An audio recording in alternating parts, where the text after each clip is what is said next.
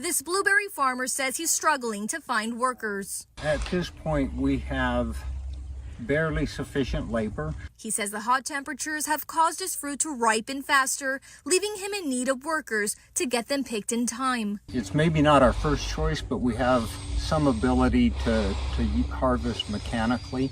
And so if we're not able to keep up, then we have to use machines. With the labor shortage already impacting crop production, concern is growing over how bad it could get, especially as immigration enforcement intensifies.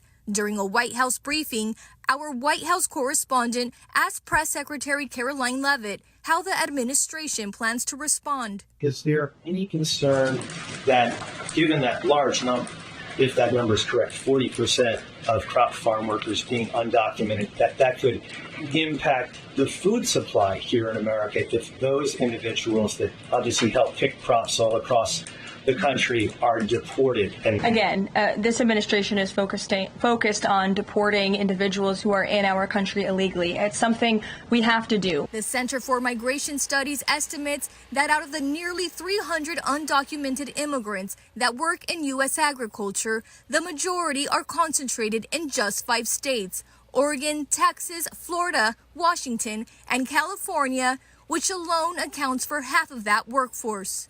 In Arizona, farmers are required to use E-Verify to make sure people they hire are legally authorized to work in the U.S. As for our farmers and their concerns, they have a president who has their backs and listens to their concerns and hears them. But we also have a legal pathway to come to this country and work specifically for agricultural work. So there's a legal way to do it. The H-2A Agricultural Work Visa program permits farmers to hire foreign workers for temporary agricultural labor. The program has more than doubled in recent years, with the U.S. Department of State issuing over 300,000 visas. Despite this growth, farmers continue to express the need for workers. In early April, President Trump proposed that undocumented farm workers could leave the country and then come back to work if their employers vouched for them. However, that may not be so simple, as immigration law bars people who illegally entered or overstayed their visas from re-entering the U.S. Reporting live in Yuma, Alexandra Rangel, Arizona's Family.